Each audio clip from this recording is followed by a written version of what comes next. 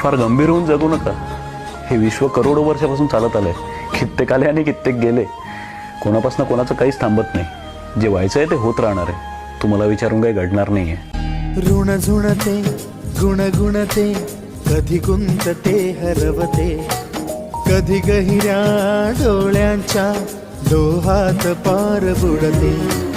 तळमळते सारखे बापडे न कळत का भरकटते.